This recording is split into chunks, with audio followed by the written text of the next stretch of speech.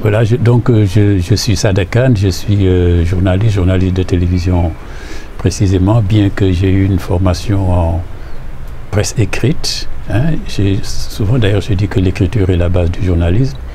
Donc une formation de presse écrite au Soleil. Ensuite je suis allé à Radio Sénégal à l'époque. Et puis tout de suite j'ai intégré, quand je suis arrivé, les équipes de rédaction des principaux journaux. Le journal de 9h, le journal de 13h et celui de 20h, parce que je savais déjà écrire. Et puis c'est à ce moment-là qu'on m'a appris à parler. Non pas à lire un journal, mais à le dire. Et c'est là-bas donc que j'ai appris vraiment, je me suis initié à la presse parlée, initié aussi à l'écriture orale, hein, parce que les écritures sont différentes, que ce soit pour le journal papier, pour la radio, pour la télévision. Donc c'est vraiment, ça a été un peu ma formation, mon parcours professionnel. Puis donc, mais j'ai vraiment commencé le travail à la télévision, parce qu'à un moment on m'avait proposé à l'UNFAL, qui était directeur général, quand j'avais fini mon stage, de rester au journal parlé ou d'aller à la télévision qui commençait. C'était tout nouveau et j'ai été séduit. Il y avait déjà Sokhna Dieng, je pense, qui était Mamoudou Abdoulaye Fofana, qui présentait le journal. Donc c'est à ce moment-là que j'ai dit pourquoi ne pas les rejoindre. Et puis voilà. Et puis il faut dire, en ce qui concerne ma carrière professionnelle quand même, quand j'ai quitté la RTS, c'est en ce moment-là que je suis allé à la 2S. Ça fait plus de 10 ans que je suis à la 2S et que j'y continue à faire surtout les émissions littéraires, les émissions culturelles. C'est surtout cela et voilà, c'est là-bas que je suis encore là-bas. Alors, quels sont vos rapports? Le directeur général de la 2S, et là, on s'appelle Kouz, hein, c'est un ami, c'est un frère, c'est un parent. Et j'avoue que il a beaucoup d'affection. Il m'a dit, j'ai beaucoup d'amour pour toi, Sada. Hein, ça veut dire, c'est que ça veut dire beaucoup de respect. Et vraiment, il a des mots qui me touchent. Quand il me dit, tu as une belle âme. Et je vois qu'il me fait une totale confiance, ce qui est très important. Bien que je sache la confiance est quelque chose de très fragile, qu'il faut savoir la conserver. Donc voilà, il me fait cette confiance-là. Et surtout, je dois dire quand même, après avoir fait 33 ans de journal télévisé, quand j'ai continué un peu à la RTS, l'émission sur les livres et sur la culture de manière générale, c'est à la 2S vraiment que j'ai eu l'impression que ça a explosé. Parce que j'ai l'impression que, et là j'avais une chaîne de production, une chaîne à vocation culturelle. Voilà, j'avais une chaîne à vocation culturelle à ma disposition. Et j'y travaille vraiment très bien dans les meilleures conditions que je n'aurais jamais pensé avoir pour continuer ce que je fais, qui est ma passion, le livre, la culture. Voilà. Oui, j'avoue que j'ai eu la chance d'avoir été décoré dans les ordres nationaux qui existent au Sénégal, l'ordre du Lion, hein, lors des arts et lettres, les palmes académiques, et puis l'ordre du mérite.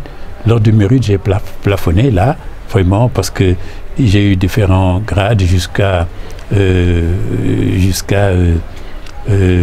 être grand croix, n'est-ce pas?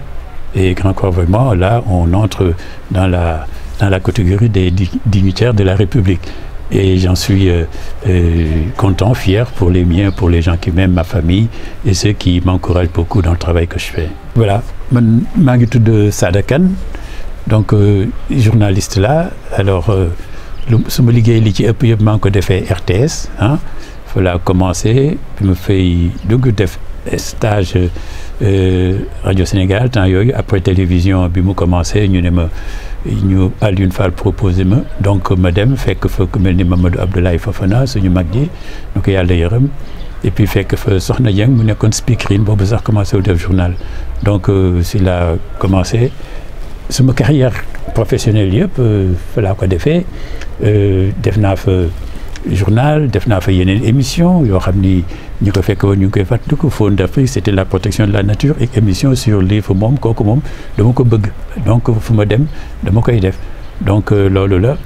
Et puis voilà, et puis bi ma fa jógee ma dem 2S El Hadj suma mbokk la suma xarit la yàgg nañu xamante xaw ma ndax sax temps yooyu moom xalaatoon nañ dina toog ba am télévision donc voilà ñu mu ne ko mu ñëw daal voilà donc fa laa mujjee dem nekk moom ëpp na fukki at donc maa ngi kontaan parce que condition liggéey yi ma fa am dama ni aw ma ko woon mais vraiment condition liggéey yi ma fa am parce que foofu direct dara aw ma fa benn façon gàllankoor librement laay liggéey di def nag li may war a def dama ni El Hadj yow lenn loo bëgg kër gi avancé ko rek jàppal ni man maa la ko gën a bëgg voilà moom laa ko wax mu ne ko te nag yéene suma mën-mën loo xam ni yàlla ci loolu la moom la ma def ma mën ko muy liggéey télévision dama la koy jox ba mu jeex tàkk parce que aussi daf ma woon ngor woon ma aussi ku ma yëg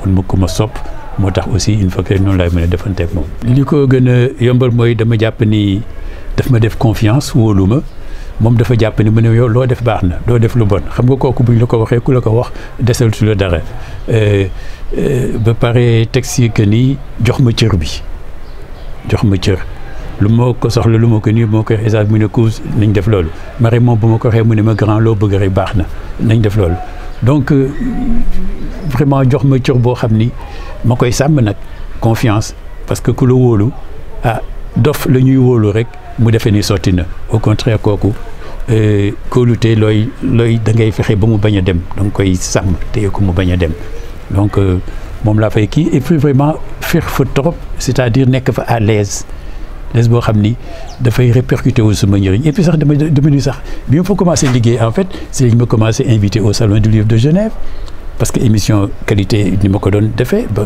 ça fait ëpp na 10 ans lu ëpp 10 ans Genève chaque année man la ñuy invité comme journaliste africain boole ci TV5 ak RFI donc émission yi ma fay produire moom moo xëy na aussi tombé na mu tombé taw internet bi mais émission yooyu ci vraiment waxuma sax Afrique mais dans le monde francophone réew yi ñuy làkk français yëpp vraiment dañu xam émission yooyu te yooyu 2S moo ko porté daal voilà. kon soxna si directeur bi soxna su baax la ñuy wax jaajëfal. ah oui moom suma jigéen la moom ñëpp ko xam moom dafa uuf ñëpp xaw ma nu ñu koy waxee kii wu mbootaay quoi xaw ma nu ñu koy waxee. voilà dafa njaboote ñëpp. voilà c'est ça dafa njaboote ñëpp. alors yëg-yëg bi ma ci am mooy am ci fierté contenté parce que liggéeykat bu nekk bëgg ñu ne la ni ñu koy waxee waa góor n'est-ce pas voilà donc bu ñu toogee décoration ordre national du Lion jox la ko Tanguy Abdou Diouf après teg ci ordre national du mérite après teg ci palme académique teg ci ordre des arts et lettres yooyu yëpp ci sa réew jox la ko kon boog kooku mooy wane ni sa liggéey gis nañ ko reconnaître nañ ko rafetlu nañ ko donc kooku dama yaakaar ni fi nga dëkk ñi nga bokkal ngeen bokk réew ngay liggéey ñu gis ko ñoo tax ngay liggéey bu ñu demee ba reconnaître que surtout kilifa yi lu toll ni ordre national président yi ñoo koy signé bu ñu la ko joxee vraiment da nga war a bég kooku moo ëpp ay millions yu ñu lay jox tu vois. Merci beaucoup. Merci.